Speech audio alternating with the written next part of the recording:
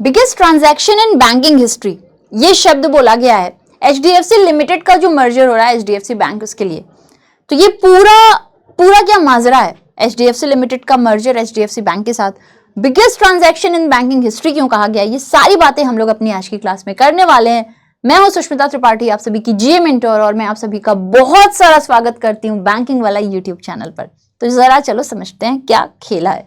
देखो ये आप लोग एचडीएफसी बैंक देख रहे हो, एचडीएफसी बैंक के ही बारे में हम ज्यादा सुनते हैं क्योंकि हम तैयारी भी उसी की कर रहे हैं बैंक की, तो हम अक्सर इसके बारे में सुनते रहते हैं। और आप लोग जब न्यूज पढ़ते होगे तो आप देखते होगे बिगेस्ट लेंडर, ठीक है, biggest Indian private sector lender, ऐसे हम लोग अक्सर देखते रहते हैं क्योंकि ये प्राइवेट सेक्टर में सबसे बड़ा बैंक है। इनफैक्ट अब तो पूरे भारत में सबसे बड़ा है और पूरे विश्व में भी चौथे नंबर पर आ चुका है।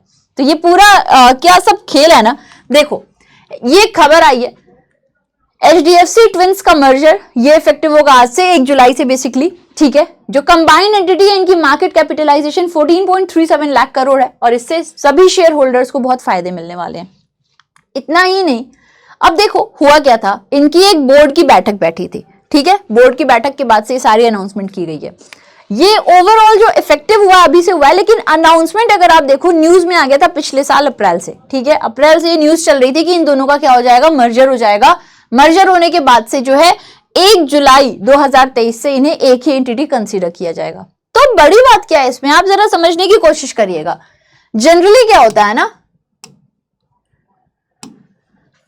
एक होती है पेरेंट ऑर्गेनाइजेशन, ठीक है, एक होती है पेरेंट ऑर्गेनाइजेशन और एक होता है इसका सब्सिडियरी, ठीक है। एक होता है पेरेंट ऑर्गेनाइजेशन और एक होता है इसका सब्सिडियरी। यानी कि ये क्या कहने का सेंस है, देखो कहने का ये सेंस है जैसे आरबीआई आपने सुना होगा, आरबीआई पेरेंट ऑर्गेनाइजेशन है और आरबीआई का सब्सिडियरी कौन है, आरबीआई का सब्सिडियरी है बीआरबी, एनएमपीएल, ठीक है, डीआईसीजीसी, ये सब के सब उसकी सब्सिडियरी हैं। आ रही बात समझ में, ये उसकी सब्सिडियरीज हैं, ये पेरेंट ऑर्गेनाइजेशन है। पेरेंट ऑर्गेनाइजेशन का एक कंट्रोल होता है बाकी बैंकों के ऊपर, या बाकी सब्सिडियरीज, बैंक कहना गलत होगा, पेरेंट ऑर्गेनाइजेशन का कंट्रोल होता है अपने सब्सिडियरीज पर। एचडीएफसी लिमिटेड एक एनबीएफसी की तरह काम करता था, हाउसिंग डेवलपमेंट फाइनेंस कॉर्पोरेशन, यानी कि घर बनवाने के लिए ये फाइनेंस जो है अवेल कराता था। तो एचडीएफसी लिमिटेड पहले आ चुका था, एनबीएफसी की तरह काम करता था और इन्होंने एचडीएफसी बैंक को अपनी सब्सिडियरी की तरह शुरू किया था। तो यहां पे केस उल्टा हुआ है। आप ऐसा नहीं सुनोगे कि ये जो है इसका बिजनेस ले रहा है, या ये जो कभी भी कोई भी सब्सिडियरी अपने पेरेंट ऑर्गेनाइजेशन का बिजनेस, आप नहीं ये चीज सुने होगे। अभी आप ये सुन रहे हो और ये बहुत बड़ी खबर भी है कि एचडीएफसी बैंक जो कि एक सब्सिडियरी एचडीएफसी लिमिटेड का, ये उसका बिजनेस टेक ओवर कर रहा है। इस वजह से इसको रिवर्स मर्जर भी कहा जा रहा है। तो जरा सुनो कहानी। एचडीएफसी आपका 1977 में आ गया था और इन्होंने एचडीएफसी बैंक को बनाया था।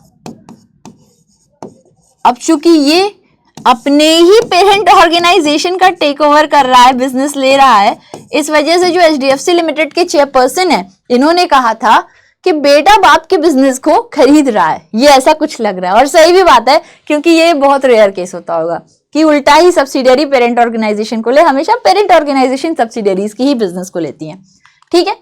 तो यहाँ पे आप देख सकते हो लिखा हुआ है, अब जब इन्होंने इनका बिजनेस ले लिया है उसके बाद से जितनी भी चीजें एचडीएफसी लिमिटेड की थी, वो सब के सब, जितने भी इनका बिजनेस, जो भी इनकी एम्प्लॉयज, जो भी चीजें थी, जो भी इनका एसेट्स वगैरह, सबका सब मर्ज हो गया है, एचडीएफसी बैंक के पास आ गया है। तो एचडीएफसी बैंक का जो ओवरऑल मार्केट कैपिटलाइजेशन है वो बहुत ज्यादा हाई हो चुका है। मार्केट कैपिटलाइजेशन का मतलब होता है जो आपके शेयर से मार्केट में और उनकी अभी वर्थ क्या है।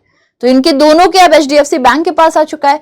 इस वजह से एचडीएफसी बैंक का मार्केट कैपिटलाइजेशन बहुत तेजी से भागा है, ठीक है। आप जैसे देख सकते हो पूरे विश्व भर में भी अगर आप ध्यान दो तो यहाँ पे सबसे ऊपर जेपी मॉर्गन है, फिर आईसीबीसी, फिर बैंक ऑफ अमेरिका, 4th पर आपको एचडीएफसी बैंक दिखेगा। नहीं तो ये पहले इतना आसान नहीं था। एचडीएफसी बैंक या कोई भी इंडियन बैंक आपको शुरू के 10, 12, 15 में कहीं नहीं दिखता, ठीक है। लेकिन इस मर्जर के बाद से आप देख सकते हो एचडीएफसी 4th नंबर पर है ग्लोबल। बहुत बड़ी बात है कि हाँ पूरे विश्व के बैंकों में 4थे नंबर पर है। तो ये तो विश्व में हो गया। इंडियन बैंक्स में ऑब्वियसली टॉप पर है क्योंकि इसके ऊपर कोई इंडियन बैंक आपको दिख रहा नहीं, बहुत कम, विश्व में भी 3 ही बैंक इसके ऊपर है, इंडिया में तो कोई है ही नहीं। इंडिया में अगर बैंक्स में देखें तो टॉप पर एचडीएफसी है, फिर आईसीआईसीआई, फिर एसबीआई। और अगर हम लोग कंपनीज में देखें कि भारत में जो भी कंपनीज हैं उसमें किस नंबर पर है, तो सबसे ऊपर रिलायंस है, उसके बाद में एचडीएफसी ही है। यानी कि इस मर्जर के बाद से एचडीएफसी हर जगह अपना एक अलग ही कदम जमा लिया, जिससे आपके सामने है। ठीक है, विश्व में जो चौथे नंबर का है, ये बहुत बड़ी बात है। मर्जर के बाद से ऐसा देखने को मिला है। अब देखिएगा जरा, एचडीएफसी बैंक के लगभग 6300 ब्रांचेस ग्लोबली हैं, 18,000 इनके एटीएम्स हैं और 464 इनकी ऑफिसेज हैं देश भर में। जितने भी एम्प्लॉयज हैं एचडीएफसी लिमिटेड के, ये सभी के सभी अब एचडीएफसी बैंक के एम्प्लॉयज बन जाएंगे जो 60 साल से कम के हैं। इसका करने का ये एक और, देखो सबसे पहली बात तो ये कि मर्जर हुआ तो ऑब्वियसली सारी की सारी चीजें मर्ज होंगी, एम्प्लॉयज भी मर्ज होते हैं। ठीक है, इनकी सैलरीज वगैरह नहीं डिडक्ट की जाएगी, ये बताया गया, ये शर्तों में एक चीज थी। इतना ही नहीं, ये भी बताया जा रहा है क्योंकि एचडीएफसी का काम था हाउसिंग फाइनेंस अवेल कराना। ठीक है, तो उनके जितने भी एम्प्लॉयज थे उनको उसकी ज्यादा नॉलेज है, तो अगर ये लोग बिजनेस टेक ओवर कर रहे हैं तो वो जो एम्प्लॉयज हैं वो शायद ज्यादा अच्छा ये काम कर सकेंगे। ये एक बहुत बड़ा रीजन है। ठीक है, खैर इसके अलावा भी बहुत सारी बातें हैं, तो अगर हम लोग समझें रीजन क्या है, सबसे पहली बात तो ये है कि एचडीएफसी लिमिटेड जो एचडीएफसी बैंक में मर्ज हुआ है वो एक एनबीएफसी था। ठीक है, तो ये जो आप देख रहे हो एचडीएफसी लिमिटेड, ये एक एनबीएफसी था। और जो एनबीएफसीज हैं इनके ऊपर के जो रूल्स रेगुलेशंस वगैरह हैं, ये क्या होते हैं, ये कंपैरेटिवली ज्यादा हो जाते हैं बैंक से, इन्हें उतनी सुविधाएं नहीं मिलती हैं। ठीक है, तो एक तो ये रीजन था। दूसरा, पिछले साल अगर आपने देखा हो तो रेपो कम था, अभी बढ़ा है, तो उसके हिसाब से ऐसा सोचा जा रहा था कि लेंडिंग रेट उतनी ज्यादा नहीं रहेगी, कम ही रहेगी, तो वो भी कहीं ना कहीं इनके लिए प्रॉफिटेबल था। ठीक है, इसके अलावा सीआरआर एसएलआर की रिक्वायरमेंट इनकी ज्यादा होती है, उधर आप लोग देखोगे तो कंपैरेटिवली कम हो गए, 22% है टोटल दोनों मिला करके, तो वो इजिली मैनेजेबल है। इसके अलावा एक और जो बात थी वो ये कही जा रही थी कि जो एचडीएफसी लिमिटेड के चेयरपर्सन उनकी एज ज्यादा हो चुकी थी और उसकी वजह से कहीं ना कहीं चांसेस थे कि इनका सक्सेसर कौन होगा जो ऐसे ही बिजनेस को हैंडल कर सके। तो ये भी एक बहुत सॉलिड रीजन है कि इसको मर्ज किया जाए। ठीक है, इतना नहीं, एक और भी मैं आपको बात बताती हूं कि अगर आप लोग बाकी सारी संस्थाओं को देखो तो जो फाइनेंस कंपनीज हैं वो बैंक्स के अंडर ही काम कर रही हैं। इसकी वजह से अब जैसे एसबीआई अपना फाइनेंस है उसका, ठीक है, बाकी भी बैंक्स के हैं, इसकी वजह से हो क्या रहा है ना कि फिनटेक जैसे जैसे बढ़ रही है, फिनटेक कंपनीज नए नए तरीके के लोन ऑफर्स आ रहे हैं, तो एक बहुत स्टिफ कंपटीशन था एचडीएफसी के ऊपर। तो ये अगर बैंक के साथ मर्ज कर जाता है और समय के साथ उतनी ही तेजी से बढ़ता है तो ये इस कंपटीशन को बहुत इजीली क्या कर सकेगा, पीछे कर सकेगा, लोगों को टैकल कर सकेगा उस पूरी कंपटीशन को। तो ये बहुत सारे रीजंस थे कि एचडीएफसी लिमिटेड का मर्जर कराया जा रहा है एचडीएफसी बैंक के साथ में। ठीक है, एचडीएफसी बैंक हम सभी को पता है मुंबई स्थित बैंक है और फिलहाल में हमारे देश के सबसे बड़े बैंकों में से एक है जिसका नाम डीसिप के अंदर भी है, यानी डोमेस्टिक सिस्टमिकली इंपॉर्टेंट बैंक्स। ठीक है, थोड़ी सी और चीजें हम देखें अगर, तो इसके बाद से जो ओवरऑल इनकी सब्सिडियरीज रहेंगी वो कितनी हो जाएंगी, आप अपने सामने देख सकते हो। मर्जर के बाद से एचडीएफसी बैंक की जो सब्सिडियरीज हैं ये कुछ ऐसे हैं, एक तो आपकी एचडीएफसी सिक्योरिटीज है, ठीक है, ओके, इसके अलावा एक आपकी एचडीएफ फाइनेंशियल सर्विसेज है, फिर एसेट मैनेजमेंट है, एचडीएफसी अर्गो जनरल इंश्योरेंस है, एचडीएफसी कैपिटल एडवाइजर्स है और एचडीएफसी लाइफ इंश्योरेंस है।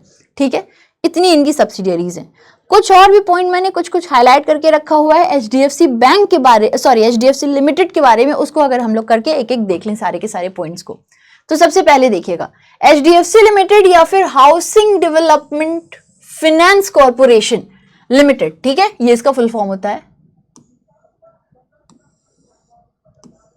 अरे ओके, तो ये जो फाइनेंस कॉर्पोरेशन है इसको बनाया गया था 1977 में, जिसका मकसद ये था कि ये प्रोवाइड करेंगे फाइनेंस ताकि घर को लोग खरीद सकें, बनवा सकें, इस मकसद से इसको बनाया गया था। 1977 में ये शुरू किया गया। 1980 में ये पहली ऐसी प्राइवेट सेक्टर कंपनी बनी थी जिसको आरबीआई ने अप्रूवल दिया था कि आप घर के लिए लोन देने का काम शुरू करिए। ठीक है, 1990 में एचडीएफसी पहली ऐसी इंडियन कंपनी बन गई थी जिसने अमेरिकन डिपॉजिटरी रिसीट को जारी किया था। 1996 में ये इसको पहली बार 1996 में इसकी पहली बार लिस्टिंग हुई थी न्यूयॉर्क स्टॉक एक्सचेंज पे। 1999 में एचडीएफसी लिमिटेड को लिस्ट किया गया था बीएसई और एनएससी में। 2000 में एचडीएफसी ने सेटअप किया था एचडीएफसी बैंक को। 2008 में इन्होंने अपना रीट लॉन्च कर दिया था। 2014 में ये मोस्ट वैल्यूएबल ब्रांड बन गई थी ब्रांड जी के मुताबिक। 2017 में इनकी subsidiary HDFC standard life insurance को लिस्ट किया गया बीएसई एनएसई पे। फिलहाल में एचडीएफसी लिमिटेड, आप सभी को पता है कि ये फाइनेंशियल सर्विसेज कंपनी है जो प्रोवाइड करती है तमाम तरीके की प्रोडक्ट्स सर्विसेज जैसे होम लोन्स वगैरह, ठीक है। और सिर्फ भारत ही नहीं, इनकी और भी ऑफिसेज हैं दुबई, सिंगापुर, लंदन, ऐसे बड़ी बड़ी जगहों पर। तो आप देख सकते हो कि इन्होंने अपना बिजनेस कितना बेहतर किया है, कितने अच्छे तरीके से एक्सपैंड किया है। और अब फिलहाल में यही पूरी तरह से किसको सौंप दिया गया है, एचडीएफसी बैंक को पूरी तरह से सौंप दिया गया है। अब ये तो सेशन हमारा आज हो गया। मैं आप सभी से एक छोटा सा क्वेश्चन पूछना चाहती हूँ जिसका आप लोग आंसर कमेंट बॉक्स में करोगे। एचडीएफसी बैंक के चेयरमैन कौन है?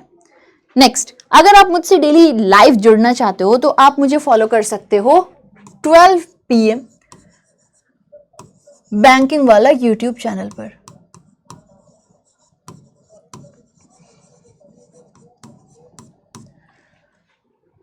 डेली क्विजेस आप अटेंड कर सकते हो मेरे साथ में, ओके। सो आई होप आप लोगों को सेशन अच्छा लगा हो, आपने एंजॉय किया। अगर कोई भी दिक्कत दुख परेशानी हो तो आप लोग बेशक मुझे बता सकते हो कि हाँ ये दिक्कत दुख परेशानी है। And we'll meet again. Till then, have a great day ahead. Jai Hind, Jai Bharat. God bless you people. Love you. Bye.